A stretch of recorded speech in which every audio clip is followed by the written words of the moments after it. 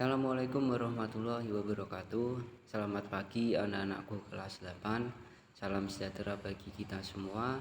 Alhamdulillah pada hari ini kita masih diberi kesehatan sehingga kita bisa melakukan aktivitas pada hari ini dengan baik. Sebelum kita masuk ke materi yang akan kita bahas pada mata pelajaran prakarya, sedikit Pak Ivan mengingatkan kembali kepada kalian semuanya untuk selalu menjaga kesehatan tubuh dengan cara berolahraga, makan makanan yang bergizi, dan juga istirahat yang cukup. Nah, untuk materi yang kita bahas pada pertemuan kali ini yaitu mengenai rekayasa produk penjernih air. Nah, untuk yang pertama yang akan kita bahas yaitu mengenai ragam sumber air. Ya, jadi ragam sumber air ini memiliki peran penting dalam kehidupan sehari-hari. Nah, sumber air dapat dibedakan menjadi beberapa macam. Ya, yang pertama ada air laut. Ya, air laut ini merupakan sumber air yang berasal dari laut. Tetapi air ini mengandung garam sehingga rasanya asin. Ya, sehingga kurang tepat jika digunakan sebagai konsumsi sehari-hari. Yang kedua, air hujan. Air hujan ini merupakan air yang berasal dari hujan. Air ini muncul karena adanya penguapan pada air laut.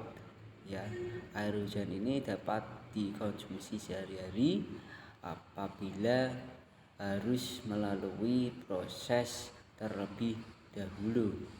Ya, terus yang ketiga ada air permukaan. Air permukaan adalah air yang mengalir di permukaan bumi, yang pada umumnya air permukaan ini akan dapat pengotoran selama pengalirannya, ya misalnya oleh lumpur, batang kayu, daun, kotoran industri, dan lain sebagainya. Yang keempat ada air tanah. Air tanah adalah air yang berada di bawah tanah di dalam zona jenuh, di mana tekanan hidrostatiknya sama atau lebih besar dari tekanan atmosfer. Yang terakhir ada mata air. Mata air adalah air tanah yang keluar dengan sendirinya ke permukaan tanah dengan hampir tidak dipengaruhi oleh musim, sedangkan kualitasnya sama dengan air dalam. Nah, ini beberapa ragam dari air. Terus yang kedua, bisa kalian buka juga di buku modul kalian halaman 28. Di situ ada permasalahan air yang kedua. Nah, permasalahan air yang terjadi ini biasanya yang sering terjadi adalah karena krisis air bersih.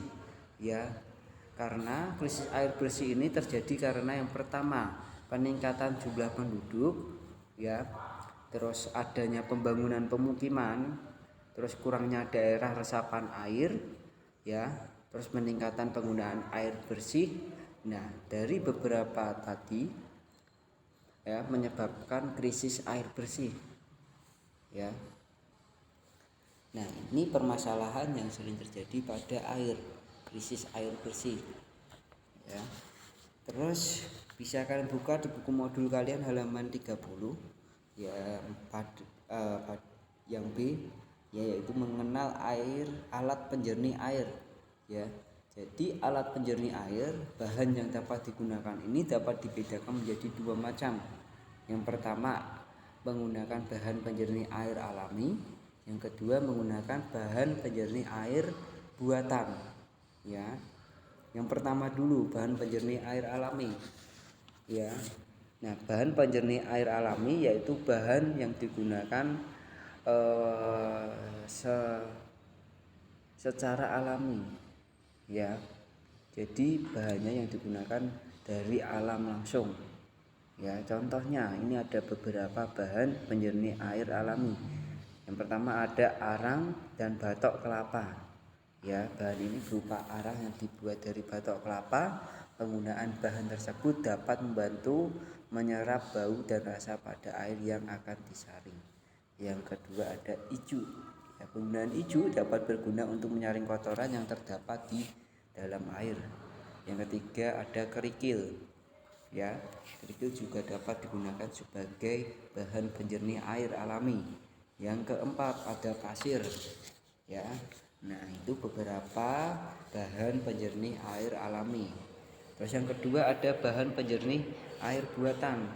Ya, bahan penjernih air buatan ini juga dapat dibedakan menjadi beberapa macam. Ya, yang pertama ada tawas.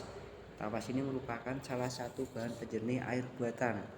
Ya, tawas merupakan senyawa kimia yang terbuat dari molekul air dan berbentuk kristal. Ya, bisa kalian buka buku modul kalian halaman 33. Ya, terus yang kedua ada kaporit. Ya, kaporit ini biasanya sering digunakan pada penjernih air di kolam renang. Ya, terus ada klorin tablet. Ya, yang terakhir ada polialuminium klorida atau PAC. Nah, itu beberapa macam alat bahan penjernih air buatan. Ya, nah mungkin ini saja yang dapat Pak Ivan sampaikan. Apabila nanti kurang paham ataupun kurang jelas, nanti bisa ditanyakan ke Pak Ivan melalui WA ya. Nah, untuk tugas pada hari ini ya tugasnya hanya menyimak materi yang sudah Pak Ivan sampaikan pada hari ini ya. Melalui channel YouTube nanti untuk linknya akan Pak Ivan bagikan melalui wali kelas ya. Mungkin ini saja yang dapat Pak Ivan sampaikan. Apabila ada salah kata, Pak Ivan mohon maaf. Sekian dari Pak Ivan. Wassalamualaikum warahmatullahi wabarakatuh.